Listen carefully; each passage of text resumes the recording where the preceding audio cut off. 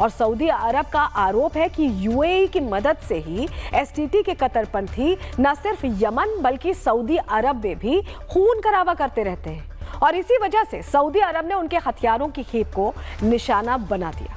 तो ये क्लियर कहा गया। और यमन की जो मौजूदा सरकार है, खास तौर से वहां के जो राष्ट्रपति हैं वो सऊदी अरब के क्राउन प्रिंस मोहम्मद बिन सलमान के करीबी माने जाते हैं। तो उन्होंने इस एयर स्ट्राइक के बाद यूएई के खिलाफ स्टैंड लिया।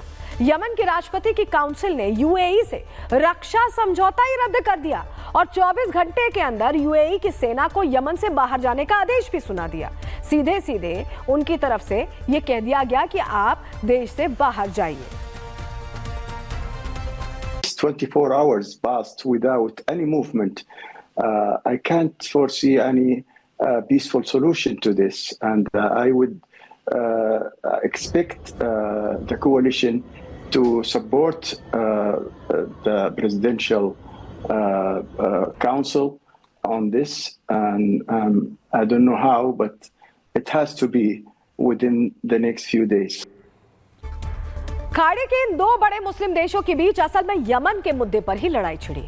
यमन पर यूएई और सऊदी अरब दोनों अपना कंट्रोल चाहते हैं। यमन की सीमा यूएई और सऊदी अरब दोनों से ही लगती है। इस पर थोड़ी डिटेल आपको और दे देते हैं। और आप ये समझ लीजिए कि यमन में प्रमुख रूप से 3 गुट हैं जिनके बीच यमन पर कंट्रोल की जंग चल रही है। इनमें सबसे बड़ा नाम है हूती विद्रोहियों का। उन्हें ईरान का समर्थन प्राप्त है, हथियार और पैसे भी ईरान देता है। दूसरा गुट है एसटीसी, जिसको लेकर अभी लड़ाई छिड़ी है यूएई में। तो आप समझिए, दूसरा गुट एसटीसी है, यानी कि सदर्न ट्रांजिशनल काउंसिल। कहा जाता है कि इसे बढ़ाने का काम यूएई ही करता है। और तीसरा है प्रेसिडेंशियल लीडरशिप काउंसिल। यही मौजूदा वक्त में यमन की सत्ता पर काबिज है और माना जाता है कि इस पर सऊदी के जो प्रिंस हैं मोहम्मद बिन सलमान, उनका हाथ है। यानी यमन के मुद्दे पर यूएई और सऊदी अरब सीधे सीधे एक दूसरे के खिलाफ नहीं है, लेकिन उनके गुर्गे वहां एक दूसरे के कट्टर दुश्मन हैं और यही वजह है कि लड़ाई अब यहां तक आ गई है। यूएई की सेना वहां क्यों थी, ये भी आप समझिए जरा, क्योंकि जो अभी हालात हैं, यूएई ने यमन से अपने सैनिक बुला लिए। वहाँ एक सिक्योरिटी पॉइंट ऑफ व्यू से सैनिकों की तैनाती की गई थी और उसके बाद अब क्योंकि जंग जैसे हालात हो गए तो यूएई ने यमन से अपने सैनिक बुला लिए हैं। हालांकि यमन की सत्ता में सऊदी अरब के प्रभाव वाले गुट के होने की वजह से ही यूएई को अपने कदम जो है पीछे खींचने पड़े।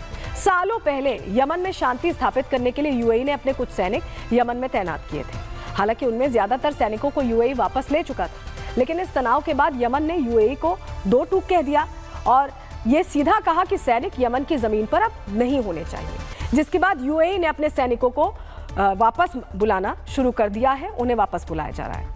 हालांकि यूएई और सऊदी अरब के बीच में हमेशा से ये दुश्मनी नहीं थी, बल्कि ये दोनों देश तो खाड़ी के जय वीरू हुआ करते थे, एकदम घनिष्ठ मित्र। लेकिन दोनों के बीच फसाद क्यों शुरू हुआ, आपको ग्राफिक्स के जरिए डिटेल दे देते हैं। देखिए, मूल रूप से सऊदी अरब और यूएई दोनों एक दूसरे के साथ कंधे से कंधा मिलाकर चलने वाले देश थे, एकदम जिगरी यार टाइप के। 2010 में और 11 के आसपास यूएई और सऊदी अरब इस्लामी कट्टरवाद के धुर विरोधी बनकर भी उभरे थे। ईरान के खिलाफ दोनों ने एक सुर में आवाज उठाई थी और खाड़ी के देशों को लीड किया था। माना जाता है कि 2020 में यूएई और इजराइल के बीच जो अब्राहम समझौता हुआ, उसके बाद से ही बात बिगड़ती चली गई, क्योंकि सऊदी अरब फिलिस्तीन की मांग पर अड़ा रहा और उसका आरोप था कि यूएई ने विदेशी व्यापार के लिए इजराइल से हाथ मिलाया। 2024 में सीरिया में असद सरकार के तख्ता पलट के वक्त भी यूएई और सऊदी अरब अलग अलग खेमों में दिखाई दिए और अब तो यमन में सऊदी अरब ने सीधे सीधे यूएई के जहाज को टारगेट करके खुली जंग का ऐलान कर दिया है। ये दोनों देश एक दूसरे के खिलाफ खुलकर खड़े हो गए हैं। हालांकि माना जाता है कि दोनों देशों के बीच विवाद का असली कारण जियोपॉलिटिक्स नहीं है, बल्कि तेल का खेल है। सऊदी अरब और यूएई दोनों देशों की जो अर्थव्यवस्था है वो तेल पर निर्भर है और खाड़ी के देशों का मुखिया बनने के लिए ये जरूरी है कि आप तेल के व्यापार के बॉस हो। दोनों एक दूसरे को इसी पर काटने पर तुले हुए हैं। हालांकि यूएई ने 2008 में ही अपना विजन 2021 लॉन्च किया था, जिसमें उसने अपने दुबई शहर को ग्लोबल हब के तौर पर तैयार किया और अब सऊदी अरब का विजन 2030 उसे चुनौती दे रहा है। सऊदी अरब ने 2021 से यूएई की फ्री जोन से आयात बंद कर दिया है। उसकी कोशिश है कि अगर व्यापार हो तो सऊदी को उसमें फायदा हो, यानी सारा खेल सिर्फ और सिर्फ पैसे का है। हालांकि इसके अलावा दोनों देशों के बीच रस्साकशी की एक बड़ी वजह यह भी है कि दोनों ही मुस्लिम देशों का लीडर बनना चाहते हैं। सबको मुस्लिमों का लीडर बनना है। क्या मामला है, इस पर भी थोड़ी डिटेल आपको ग्राफिक्स के जरिए दे देते हैं, समझाते हैं। देखिए, सऊदी अरब और यूएई दोनों ही सुन्नी मुसलमान वाले देश हैं। दोनों के बीच ये आपसी जंग चलती रहती है कि सुन्नी मुल्कों का मुखिया कौन बनेगा, क्योंकि शिया मुसलमानों का लीडर तो पहले ही ईरान बना बैठा है, जबकि सुन्नी मुसलमानों की तादाद दुनिया में ज्यादा है। पाकिस्तान समेत कई देशों में सुन्नी मुसलमान हैं, लेकिन इसका एक लीडर आज तक नहीं बन सका और जंग इसीलिए चल रही है। कभी सऊदी अरब ताकत दिखाता है तो कभी यूएई। पिछले कुछ सालों में तुर्की भी बड़ी ताकत बनकर उभरा है। हालांकि मुख्य मुकाबला सऊदी अरब और यूएई के बीच ही है। तो यहाँ पैसों का भी खेल है, लीडर और बॉस बनने का ही खेल है।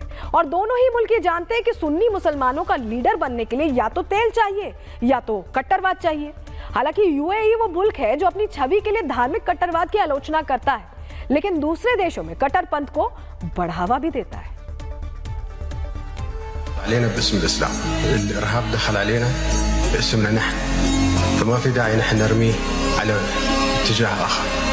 إذا دخل علينا باسمنا يجب نحن نكون أولى بالقيام بمقاومته. और देखिए, सऊदी अरब का आरोप है कि इसी कट्टरवाद की आग को यूएई उसकी जमीन तक भी पहुंचाना चाहता था, इसीलिए उसने यमन में उसके जहाज को निशाना बनाया। हालांकि इस एक हमले से खाड़ी के देशों के बीच की दरार अब सबके सामने आ रही है। खाड़ी में आपसी टक्कर का ये खेल अब पूरी तरह से खुल चुका है।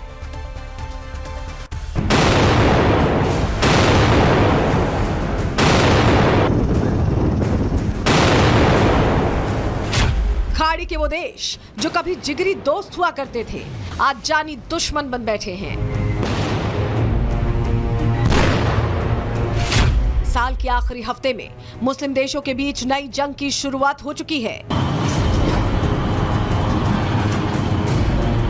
सऊदी अरब ने यूएई पर मिसाइल तान दी है।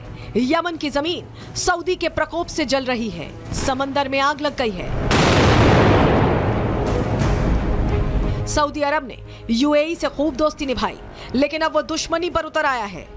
पड़ोसी मुल्क यमन में उसने यूएई के एक जहाज को निशाना बनाकर उसे समंदर में ही नेस्तनाबूद कर दिया। वजह दी कि उसमें ऐसे घातक हथियार थे जो सऊदी अरब की जमीन को खून से रंगने वाले थे। सऊदी अरब ने आरोप लगाया कि यूएई चरमपंथी संगठन एसटीसी के लड़ाकों को हथियार भिजवा रहा था। इस्लामी कट्टरपंथी ये संगठन यमन में एक्टिव है और सऊदी अरब का विरोधी है। सऊदी अरब का दावा है कि यूएई इन लड़ाकों को हथियार देकर उन्हें सऊदी में खून बहाने की आजादी देना चाहता था। इसी वजह से सऊदी अरब ने आत्मरक्षा के लिए यमन के मलक्का बंदरगाह पर मौजूद यूएई के उस जहाज को तबाह कर दिया जिसमें हथियार भरे हुए थे। इसके बाद यमन ने भी सऊदी अरब का साथ दिया और यूएई के साथ हुई अपनी डिफेंस डील रद्द कर दी। यहां तक कि यमन में शांति के लिए तैनात यूएई की फौज को भी लौटने का आदेश सुना दिया। मतलब दिसंबर की ठंड में खाड़ी के दो मुस्लिम देशों के बीच गर्मा गर्मी चरम पर है। बातों से नहीं, मिसाइलों से हिसाब हो रहा है। समझौते और दोस्ती दोनों टूटती दिख रही है और मुस्लिम ब्रदरहुड के खोखले ख्वाब पर पलीता लगता नजर आ रहा है। Bureau report, Republic Bharat.